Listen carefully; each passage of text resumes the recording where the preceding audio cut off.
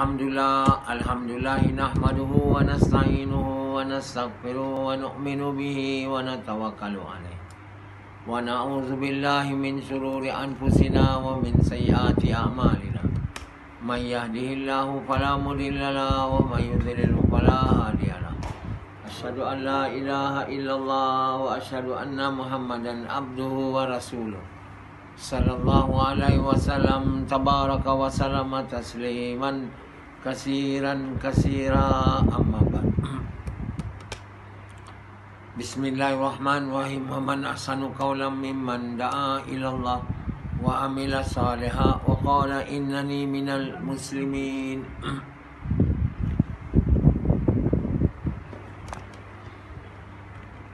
Tuan-tuan, bapa-bapa sekalian, tiada yang buat melainkan Allah. Semua perkara berlaku dengan izin dia. Oleh kerana itu, kalau kita mahu dibantu oleh Allah, dikeluarkan kita dari segala kesusahan, maka sebelum kita buat apa-apa kerja, kita kena minta pada Allah. Kita kena mohon pada Allah. Pertama, niat kita buat kerja itu kena betul. Niat kita buat kerja itu bukan nak dapat duit banyak. Lebih buruk lagi kalau kita nak aniaya orang. Niat kita buat kerja itu kerana perintah Allah, untuk sukakan Allah. Itu niat dia. Allah bagi kita duit, Allah bagi kita duit tak ada, apa saja outcome dia, itu semua tak penting. Yang penting dia punya niat. Niat buat kerja tu menjadikan kerja tu bawa pahala bagi kita, atau tak bawa apa-apa, atau buat dosa. Jadi manusia lupa bab niat ni. Niat buat kerja, biasanya buat aja, niat tak ada. Dalam kepala tu nak duit, asal dapat duit je. Jadi bila satu orang offer dia kerja yang dapat duit cepat, dia ambil lah. Aku bagi kau duit, kau lompat parti dari Bersatu ke Pakatan Nasional. Jadilah dia orang katak. Bak kata Muhammad Sabu, katak Anwar, dia orang tu semua jadi katak. Dan dia orang pun akan jadi katak juga. Sebab dia orang punya maksud hidup ialah nak jadi kaya, nak dapat kuasa. Mana dia tak lompat, nak offer dia. Jadi bila offer dia, lompatlah. Kenapa nak kerja kuat dia kata? Dan dapat duit, bila dapat duit banyak dengan tak ada kerja, lompat dia. Jadi tentulah orang yang maksud atau niat dia buat kerja nak dapat duit akan lompat lah. Tapi kalau yang buat kerana perintah Allah, untuk sukakan Allah, dia tak lompat lah. Dia orang kata dia orang berprinsip. Orang yang tak lompat ni orang berprinsip. Yalah, bila tak ada offer berprinsip lah. Bila ada offer, prinsip semua hilang.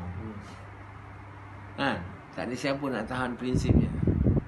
Buat apa kau nak ikut prinsip? Kalau aku boleh jadi Perdana Menteri, kenapa aku tak nak lompat pula, nak keluar daripada Pakatan Harapan macam Muhyiddin buat? Nak aku duduk dalam Pakatan Harapan jadi menteri biasa, lepas ni aku lompat, aku jadi Perdana Menteri. Kenapa aku tak nak pula? Jadi memanglah pada Mahathir, Muhyiddin tu mengkhianati perjuangan. Itu prinsip, tapi prinsipnya gagal, akan hancur pada siapa pun yang bermaksud hidupnya ialah nak dapat kuasa dan harta. Dan semua manusia, dia setengah orang dapat buat, dia nak berprinsip konon. Bila ada dugaan, gagal lah prinsip tu. Prinsip tu koyak, tak berikutnya. Dulu berprinsip, bila dia timbalan Perdana Menteri tu berprinsip, dia lawan Najib, berprinsip. Dia tafsir surah, dia tafsir hadis tu, naklah kamu mencegah mungkar dengan kuasa. Jadi dia ada kuasa, timbalan Perdana Menteri. Kuasa, Najib buang dia. Dia kata dia orang berprinsip. Sebab masa tu dia tak ada dapat jadi Perdana Menteri. Mungkin dia dapat lah kalau Najib jatuh. Tapi Najib pantas. Dulu Mahathir cakapkan, Najib, kau jatuhkan Badawi. Tak boleh. Najib tak nak. Muhyiddin gesa dia, kau jatuhkan dia dalam penerbangan dia ke Johor Bahru. Lepas tu Najib cakap, ya okey. Prinsip-prinsip pun hilang lah. Jadi kita ni tak payah cakap prinsip lah. Kita sebenarnya niat salah. Maksud hidup kita ni salah. Kita punya maksud hidup nak jadi kekasih Allah patutnya. Tapi dah lupa. Dah lupa sangat. Kita semua niat nak jadi kaya, berkuasa, dari atas orang tinggi dengan orang bawah.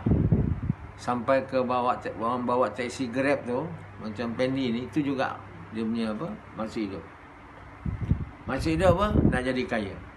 Sufian pun sama. Sufian yang di Gombak ni pun sama. Yang di Ampang pun sama. Jadi silapnya sebab kita punya maksud sudah salah. Maksud hidup kita sepatutnya jadi kekasih Allah. Nak jadi kekasih Allah. Tapi dia nampak jadi kekasih Allah ni dapat apa, dia kata. Allah boleh buat apa. Itu yang tak ada tu. Percaya. Percaya tiada yang buat melainkan Allah. Tiada yang boleh bagi faedah dan bahaya melainkan Allah. Itu tak masuk dalam kepercayaan kita, dalam hati kita. Macam Yazid, dia bagi satu perintah, dia tak boleh buat. Kenapa dia tak boleh buat? Dia percaya benda tu datang mudarat. Jadi kalau dia buat, datang, siapa boleh bagi mudarat? Saya tanya dia sekarang. Allah. Dia jawab Allah. Siapa boleh bagi bahaya? Allah. Siapa boleh bagi baik? Allah. Kenapa tak mau taat perintah Allah? Kalau sekiranya Yazid ni percaya ke tahap yang Allah mahu kan, bahawa yang bagi bahaya Allah, yang bagi faedah Allah, takut ke nak taat perintah Allah? Takut ke? Takut ke tidak? Jawab tak takut. Tapi Yazid takut kan? Yazid sekarang apa berlaku? Yazid takut. Takut tak? Takut. Sebab apa takut? Sebab tak percaya. Dia tadi cakap yang bagi bahaya Allah, yang bagi susah Allah tu percaya ke tahu? Tahu aja. Tu beza tahu dengan percaya. Kita sekarang ni nak Allah suruh kita buat usaha, dan saya terangkan usaha tu macam mana nak jadi tahu, dari tahu nak jadi percaya. Itulah yang bagi ceramah kuliah ni. Sebab sehinggalah manusia tu percaya, dia takkan buat benda tu. Dia takkan buat je. Macam Sufian, dia tak percaya kerja ni kerja untuk mencapai maksud dia, maksud hidup dia, jadi kekasih Allah. Dia tak percaya. Sebab maksud hidup dia salah. Maksud hidup dia tidak jadi mau jadi kekasih Allah, mau jadi kaya, banyak duit, hidup senang. Macam maksud hidup siapa sajalah. Dr. Mahathir tu orang berprinsip, tapi prinsip dia gagal juga. Kalau dia dalam keadaan Muhyiddin lah, sekarang dia tak ada, tergoyang sebab dia belum didedah kali yang keadaan tu. Prinsip ni tak ditahan. Kan? Orang berprinsip ni dia cakap bila dia tak dapat apa yang dia nak ada dunia. Berprinsip lah dia. Bila dunia ada, prinsip semua out. Siapa saja. Yang sebenarnya kita bukan ikut prinsip hidup, kita bagi matlamat hidup dia. Yang salah tu. Orang berprinsip tu profesional lah dia kata. Berprinsip tu maksud hidup dia juga salah, nak dapat kuasa, nak jadi kaya. Ini masalah. Kita kena tukar soalnya. Daripada Dr. Mahathir, maksud hidup dia salah, kepada Rashidi yang tak ada apa, maksud hidup pun salah. nak jadi kaya. Rashidi kemarin tersenyum dia. Kaya dan berjaya dia kata. Dia ikut apa slogan semua orang. Hari ni saya tak tahulah. Dia terus bercakap. Tapi kalau ceramah saya ni dia dengar, dia nampak dia ni bodoh. Maksud hidup pun dah tak tahu. Dah tua dah nak mati dah. Jadi manusia ni dah tak tahu maksud hidup dia. Itu yang dia punya kesilapan besar. Daripada kecil lagi dia ajar maksud hidup dia kaya dan berjaya, banyak duit. Rashidi pun diajar macam tu. Muhyiddin pun diajar macam tu. Siapa pun diajar macam tu. Yang Islam tak Islam, berkerumun semua menuju berusaha ke arah mencapai maksud hidup dia. Kaya dan berjaya. Hari-hari keluar rumah untuk mencapai maksud. Kau nak pergi mana? Kerja. Kerja cari apa? Duit. Tak ada siapa keluar rumah pergi kerja bukan cari duit. Hari-hari. Sama ada Dr. Samad ataupun Samad yang bawa abang balik. Hari-hari dua-dua kerja. Semua bekerja untuk cari duit. Tuan ingat ini betul ke? Atau tuan kata betul? Tak kenapa tuan buat? Samad? Sebenarnya itu salah. Sepatutnya kita hari-hari keluar rumah untuk cari iman, untuk taat perintah Allah. Ada masa daripada itu baru buat kerja, cari keperluan. Sepatutnya ada masa daripada kerja maksud hidup tu, kerja untuk mencapai maksud hidup. Ada masa baru buat keperluan tu tak? Itu baru betul. Ini tak, mencapai keperluan dulu, jadi kaya dulu. Ada masa, kalau ada masa. Macam Sufian, seminggu sekali je dia datang buat gas.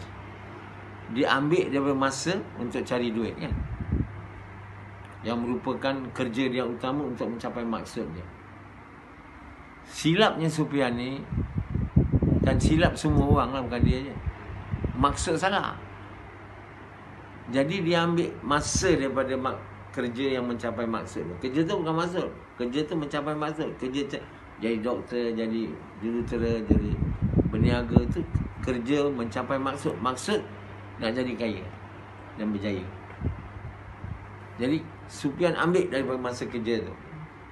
Pagi tu, petang tak boleh. Itu untuk kerja cari bukan cari keperluan. Macam Sufian ni, keperluan dia dah ada semua. Dia sepatutnya boleh kurangkan kerja. Tapi bukan dia maksud dia cari keperluan. Jadi kaya dan berjaya. Beza ceramah saya ni dengan ceramah orang. Ceramah saya ni nak bagi tahu kamu ni tak betul. Silalah berubah. Saya kalau bagi tahu kamu betul, mana nak berubah? Saya ceramah macam ni pun tak ada orang nak berubah. Saya dah bagi tahu dia, kamu ni dah buruk. Macam Yazid, bila kamu nak berubah? Dia tak nak berubah juga. Apa lagi kalau saya ceramah bagi tahu Yazid baik, bagus, lagilah. Apa dia dapat? Tinggi diri je. Melangkah pun dah lain macam sikit. Berjalan. Jadi maksud ceramah hari ni ustaz-ustaz ialah nak buat orang suka. Kerana maksud ceramah dia pun nak jadi kaya juga. Kerja dia ceramah untuk mencapai maksud hidup ustaz tu pun jadi kaya. Hanya itulah yang ada kerja dia. Kalau dia dapat kerja lain, dia tak nak jadi penceramah tu juga. Ada lain lagi, penasihat bank tentang hukum Islam konon. Gaji banyak bulan-bulan. Jadi bank ni ambil, bank itu ambil, jadi penasihat syariat. Itu banyak daripada bagi ceramah ni. Yang bagi ceramah dia 4 kali sehari. Pagi kalau weekend lah, duha kat satu tempat lagi, satu lagi zuhur, satu lagi asar, satu lagi Maghrib. Tapi bila Covid ni datang, semua merundung. Masjid semua tak ada duit. Merayu sekarang. Ustaz lagi lah. Ceramah tak boleh buat. Nak. Ustaz-ustaz yang ada kereta-kereta mahal tu payah juga nak membayarnya. Mana? Kalau bukan maksud hidup ustaz-ustaz ni nak jadi kaya dan berjaya, dia tak beli kereta macam tu. Orang yang beli kereta mahal-mahal ni, duit pun tak ada, nak bayar pun susah. Ni semua maksud hidup salah. Nak tahu maksud hidup salah? Apa yang dia pakai kereta dia tu? Berapa pendapatan dia? Tak berapa sangat. Bergaya je lebih. Lainlah dia dah jadi macam Nabi Sulaiman. Ni tak pun. Jadi dalam Covid ni tak dapat duit, dia orang memang susah lah jadi. Kan tak? Orang penceramah ni. Penceramah tu sebab tak ada orang sembahyang masjid.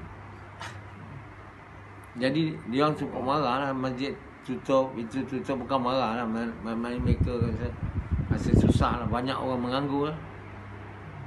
Nah.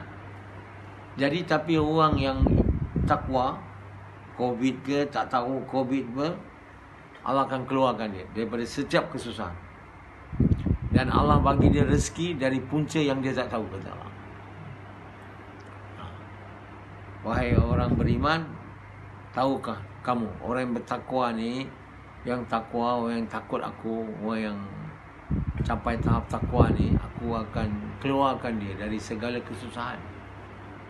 Dan aku beri dia rezeki dari punca yang dia tak tahu.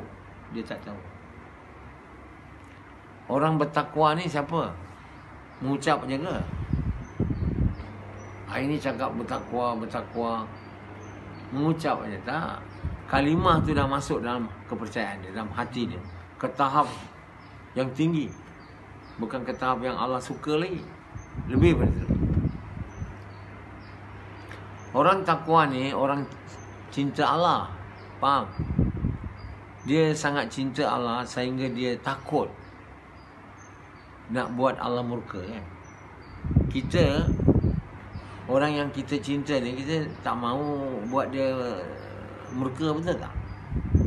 Nak buat dia marah kat kita, nak buat dia tak suka kita, kita sangat takut. Macam tu lah. Sangat takut Allah marah dia. Tak boleh. Ini dia takut, tak boleh, ini bini marah. Yang banyak itulah. Ada kumar kata, aku tengok dalam satu pakcik tu, dia pergi ambil minum, dia balik, dia buka, dia keluar daripada poket dia, gambar, masuk balik. Dia pergi lagi ambil, lepas tu dia keluar dia poket. Saya pun bangun tanya pakcik, saya boleh tanya tak? Siapa gambar orang tu? Dia tu isteri saya. Apa pasal? Sebab saya ambil, nanti isteri saya takut dia tak, bila kamu nak balik? Lambat balik. Saya tengok. Itu bukan takwa. Itu namanya, kalau orang Melayu cakap apa, ditarik hidung oleh bini. Diri itu dikawal oleh bini, bukan dikawal oleh Allah. Tak habis dengan satu bini dikawal, mau kahwin lagi, dah dikawal lagi 2 bini. Satu bini kawal, jadi dia kata sekarang saya main trik. Saya cakap kat bini saya yang pertama, saya pergi bini kedua. Saya tak pergi bini kedua, saya cakap bini pertama. Yang ketiga saya ambil. Jadi macam tu lah dia trik. Dia cakap, kat mana awak? Bini kedua. Bini kedua kalau kat mana awak? Bini pertama. Kemudian dia start bini ketiga. Jadi lepas tu dia trik tiga-tiga, bini keempat. Dia hendak yang kelima, yang pertama cerai. Itulah kerja. Sampai 4 bini jadi marah, macam Piramli dalam 3 madu 3. 3 kejar. 3 kejar Piramli sampai satu jambatan. Piramli pun tak boleh nak buat apa, terjun kat jambatan tu. Air sikit je. 3 bini datang. Oh, 3-3 kata kami sayang dengan Pak Abang Jamil. Jadi baiklah kita berunding lah. Macam mana Pak Abang Jamil kena buat malam ni macam ni, malam itu macam ni. Yang ketiga malam ni dengan saya. 3-3 setuju, 3-3 balik. Rukun damai lah. Madu 3. Jadi tuan-tuan bapa sembilan, inilah kehidupan. Kehidupan untuk memenuhkan syahwat, memenuhkan nafsu. Dunia ni sebenarnya, nak dunia tu, nak jadi ni semua sebenarnya nak puaskan nafsu. Nafsu ni dia tak suka perintah Allah. Nafsu ni Allah buat suka barang, suka benda, suka seks. Makan, minum, seks. 3 perkara. Makan, minum, seks. Kerja tak mau. Nafsu tak suka kerja. Tapi oleh kerana kerja dapat duit, dia terpaksa kerja. Kalau boleh, dia ambil bangla je. Bangla kerja. Duit mari. Orang yang kaya mana ada dia kerja. Dia banyak pekerja. Dan dia mengawal. Sebab orang ni tak suka kerja, suka makan, minum, seks. Jalan-jalan lah. Jalan-jalan cari makan. Tengoklah je syurga. Mana ada kerja. Kalau kerja tu orang suka, Allah bagi orang kerja kat dunia, kat syurga tu. Tapi kat syurga tak ada kerja. Yang ada apa? Makan, minum, jalan-jalan, seks dengan bidadari. Lepas tu dengar bunyi-bunyi. Dalam syurga ni tak ada dengar kamu kena kerja, kamu kena taat perintah Allah, semua tak ada. Kena buat gas, semua tak ada. Benda yang manusia suka lah. Itulah namanya syurga. Dapat apa kamu nak, diberi apa kamu minta. Itu syurga. Jadi di syurga ni bidadari. Dan untuk orang yang takwa ni, bidadari dia punya vagina tu always muda. Vagina dia tu always virgin. Mana ever virgin. Walaupun dah dimasuki berbubu kali, remain virgin. Macam tu. Tuan boleh bayangkan dia punya virginity ketat dia. Ya tak? Sebab itulah orang yang buat seks kat syurga berpuluh tahun rasa tak mau buat lagi. Satu bidadari quote kepala ni, dia punya ni, bila pula masa saya, awak dah dengan dia ni dekat-dekat 40 tahun dah. Tuan boleh bayang buat seks 40 tahun. Ada ke orang boleh buat seks? Sufian buat seks kejap tu dia dah tak boleh dah. Dia punya dah lemah. Bini dia pun dah sakit, air tak keluar. Dia nak kahwin satu lagi, bini pertama kata tak boleh. Kau dah gunakan aku habis, kau sekarang nak yang lain dia. Nak tinggalkan aku. Kau tak cinta aku lagi. Dia perempuan, dia ingat Sufian tu nak kahwin lagi sebab tak cinta dia. Bukan sebab tak cinta dia, cinta lagi. Tapi dia nak yang baru, yang ketat. Tapi di syurga ni tak payah, semua ketat. Itulah yang dibuat oleh Allah SWT. Bagi taman, air pancut, minum, buah-buahan. Nah, mereka duduk di tengah taman. Taman pokok-pokok, buah-buahan, buah pisang, buah delima. Dan dia orang boleh sampai pula buah tu, kata dia orang boleh sampai buah, boleh angkat.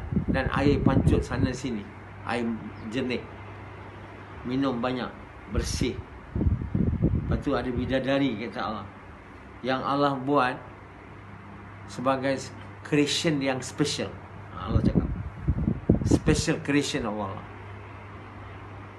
Jadi untuk orang-orang tang takwa. Belum lagi untuk kekasih Allah. Kekasih Allah ni Allah bagi mereka duduk dekat dengan Allah. Tahu? Di syurga ni dia duduk di syurga atas, dekat dengan Allah, boleh tengok Allah selalu. Sebab bagi orang kekasih Allah ni, perempuan ke, makan, minum, apa semua is nothing. Tak ada lazat lagi bagi dia. Dekat dunia lagi dia dah tak ada lazat. Bab-bab tu. Dia lazat nanti di syurga tengok Allah. Itulah dia. Sebab itu dia duduk dekat dengan Allah. Yang takwa yang bawah ni, takwa ni masih bawah lagi tau. Orang takwa. Yang tinggi kekasih Allah. Sebab itu tak ramai jadi kekasih Allah ni. Dan dia diberi kuasa syafaat. Orang kekasih Allah. Orang takwa ni tak normal punya. Orang takwa ni boleh masuk syurga, selamat di neraka, tapi tak boleh dekat dengan Allah. Ini atas lagi, nama kekasih Allah. Jadi paling kurang Allah kata, jadilah orang takwa sebaik-baiknya. Macam mana nak jadi orang takwa? Kata Allah, kamu sentiasalah sentiasa buat sebaik-baiknya untuk jadi orang yang mendengar, belajar ilmu Allah, ilmu dari Allah, Al-Quran. Kemudian sebaik-baiknya kamu mentaati semua perintah Allah. Semua.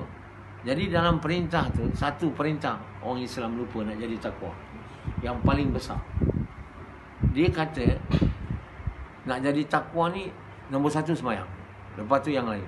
Satu perintah yang Allah perintah lupa, mengajak manusia kepada kebaikan, mencegah kemungkaran. Itu perintah tak ada. Dalam Quran begitu, taat semua perintah Allah. Dan membelanjakan sebaik-baiknya sebahagian daripada apa yang harta yang kami bagi untuk bagi sedekah, fakir miskin, the needy and the poor, dan dibelanjakan atas kerja mengajak manusia kepada Allah. Tengok, termasuklah semata-mata untuk sukakan Allah. Dua perkara penting, taat semua perintah Allah, belanja harta, fakir miskin, dan di jalan Allah untuk buat kerja. Jadi apa di situ? Di situ tu, bila kita taat semua perintah Allah, termasuk kerja mengajak manusia kepada kebaikan, kemungkaran, mencegah manusia kepada kebaikan dan mencegah kemungkaran, dan berkorban harta fakir miskin dan di jalan Allah, cinta dunia Allah keluar, dan kalimah la ilaha Allah masuk. Itu namanya takwa tu. Takwa ni orang yang cinta dunia keluar. Jadi macam mana cinta dunia nak keluar bila maksud hidup dan nak jadi kaya dan berjaya? Memang tak boleh lah. Macam Rashidi, dia macam maksud hidup nak jadi kaya dan berjaya. Memang dia tak nak bersedekah. Dia kata aku pun miskin. Dia cakap, saya pun tak ada. Banyak kali dia jawab macam tu. Kenapa dia jawab macam tu? Sebab dia cinta duit dia. Walau sikit dia ada, tapi dia cinta. Mana dia bagi duit kat saya? Saya tak ada duit, 10 sen tak ada bagi. RM1, RM2, tak boleh. Tak mau. Kata Hanzalah, saya mau simpan. Saya nak kahwin. Nak saya bagi dia. Sebab maksud hidup kaya dan berjaya. Dapat bini lawa, janda. Janda yang bergetah, bukan sebarang janda ni. Sejak saya bagi tahu dia yang dia nak kahwin ni kena ada duit. Tak boleh tak ada duit, saya bilang nanti mak kau akan marah lagi. Dah lah kahwin ni, nak kahwin dengan janda, duit pula tak ada. Kan? Mestilah kena ada duit sikit. Tak ada minta. Kalau lagi dia marah, dah lah kahwin dengan janda, minta pula duit dengan dia. Itu lagi lah dia panas. Tapi kalau ada duit sendiri, tak adalah mak dia panas sangat. Marah jugalah, tapi dah ada duit kan. Beli rumah dah, ada kereta, pinang janda tu. Bila kahwin, balik rumah dia, bukan rumah mak dia. Ini dia nak bilik dekat rumah mak dia. Dia tak nak beli rumah, dia nak kahwin je. Bodoh punya budak. Saya kata tak boleh. Kau kena kerja. Sejak itu dia tak pernah pergi beli makanan sehari. Dia jimat tau. Semua nak kena bayar. Nak suruh sikit RM2. Saya pun tak boleh. Semua nak minta dia. Patut tak ada duit, dia simpan. Sebab apa dia simpan lah. Jadi kerja menyimpan ni menambah cinta dunia. Membelanja kepada fakir miskin ni bukan bagi korban lembu korban aja, hari raya korban aja korban. Lain tak ada. Dia bukan hari raya korban aja. Korban negara-negara bagi hantar. Dia ni sedekah ni setiap masa, setiap hari, sebaiknya. Sufyan kenapa dia kedekut? Sebab dia nak jadi kaya dan berjaya. Takut dia nak bagi duit dia. 200 saja dia bagi. 100. 2, 3, 4, 5 bulan sekali kat saya. Itu pun saya minta waktu saya ada keperluan. Pun susah dia nak bagi. Mana cinta dunia nak keluar dari hati dia? Kat saya pun dia tak nak bagi. Apa lagi kat orang miskin yang tak ada guna faedah pada dia. Betul tak?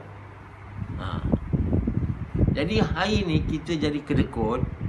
Sebab itu dalam ayat tu Allah suruh kita belanja. Orang yang membelanja harta dia untuk orang miskin dan jalan Allah, untuk buat kerja dia, dan taat semua perintah Allah. Itu dua perkara. Dalam taat perintah Allah tu tak boleh tinggal kerja mengajak manusia kepada kebaikan, mencegah kemungkaran. Dan semua perintah Allah buat. Dan bersedekah. Dua perkara penting. Dan belanja untuk buat kerja mengajak manusia kepada, akan jadi orang takwa. Dan orang takwa ni Allah bagi tahu, aku akan keluarkan kamu daripada segala kesusahan. Covid ke, tak Covid ke. Dan akan beri kamu rezeki dari punca yang kamu tak tahu. Semua orang tak ni. Letak dekat depan pintu. Rezeki daripada inilah. Mana dah datang? Allah janji tu bila kita takwa. Janji tu atas takwa. Jadi jangan kita jadi takwa untuk dapat janji tu. Tapi janji tu pasti ada. Dan Allah tak mungkin janji. Maksud kita jadi takwa supaya Allah suka. Kita jadi kekasih Allah. Okey guys.